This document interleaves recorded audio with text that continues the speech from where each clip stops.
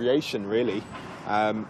We live in one of the richest boroughs in the country, possibly the world, and it beggars belief that in 2018 we could have a construction that could fall so far below expected safety standards. What do you remember of the day itself? You had friends, you knew people who were in the tower. Thankfully, they managed to get out. But what happened to you on the actual day itself? When did you first learn about the fire?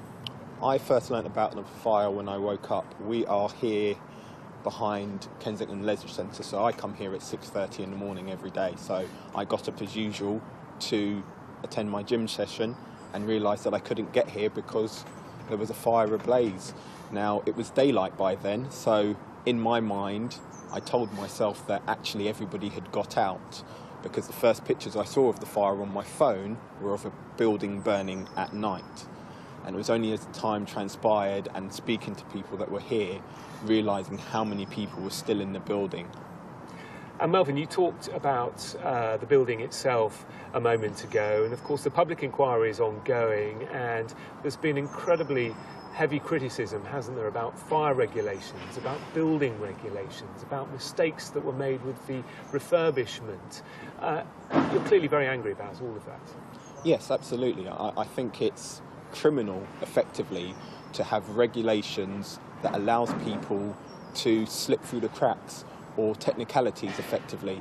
We used to have buildings, houses, entire houses burned down because of matches and cigarettes setting sofas alight. We tightened the regulations then, and we now have laws that say that furniture can't set or catch fire through a match or a cigarette falling on it. Now, those regulations are clear. They were set in 1988. They're called the Furniture and Furnishings Act, and they're clear. Any manufacturer of those products need to demonstrate that it's compliant, and anybody who handles or retails that product also needs to show that they've checked its compliance. Now, if we have clear-cut regulations for materials inside a building, why do we not have clear-cut regulations for materials that construct a building? I mean, one expert said to the inquiry that the cladding was like a match being put into petrol. I mean, that is pretty damning. Are you confident that things will change? It's been a year and we haven't seen a great deal of change. Are you confident that in the future things will change and we will never see this again? I'm not confident, but we absolutely have to remain hopeful. We've seen in recent documentaries what happens to the cladding when you set it alight, and it does effectively turn into petroleum. So it's, it absolutely needs to be banned or changed.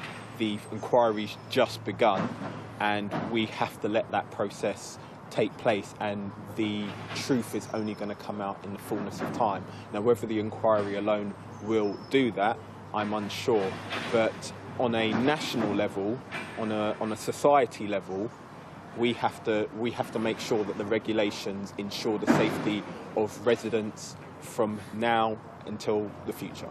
OK, Melvyn, I know you've done a great deal of work in this community, and we thank you for that, and we wish you the very best on what is going to be a difficult day ahead, I'm sure. Thank you for speaking to us here on Sky News. Plenty more from here in West London, outside Grenfell Tower, throughout the day here on Sky News. The sport is coming next after this short break.